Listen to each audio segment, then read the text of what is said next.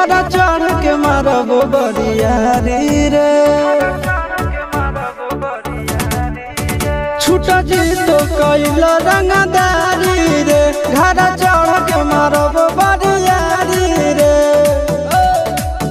तोरा बाप के न तोरा दादा के चिन्हब बेटा सब गोली मारब एगो गिनब तोरा बाप के न तोरा दादा के चिन्हब बेटा सब गोली मारब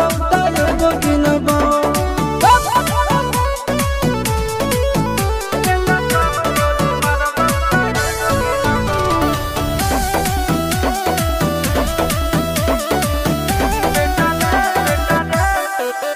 बेटा रे काटा से ठोक देबो चिमनी के भाटा में झोंक देबो देखबो कवन बाप बचैतौ तोरा प्रशासन के गाड़ी भी रोक देबो बेटा जी सुनो बेटा रे काटा से ठोक देबो चिमनी के भाटा में झोंक देबो देखबो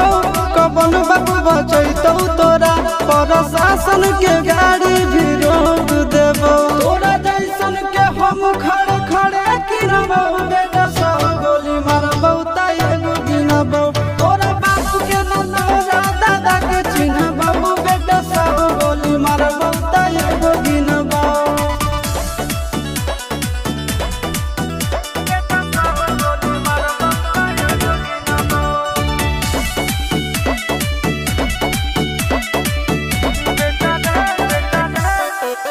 बेटा रे दौड़ा के बाजार में मारबो गोली तोर कपार में रंगदारी जे करभी बिहार में गड़ देबो गंगा जी किनार में इतना मार पड़तो न बेटा बेटा रे दौड़ा के बाजार में मारबो गोली तोर कपार में रंगदारी जे करभी बिहार में गड़ देबो गंगा जी किनार में कहो चिंटू आशीष के कारण सुनबो बेटा सब गोली मारबो एगो गिनबो तोरा बाप के न तोरा दादा के चिन्हबो बेटा सब गोली मारबो एगो गिनबो मारत मारत पिछुआरा लाल कर दे बेटा ध्यान से बाप इधर है।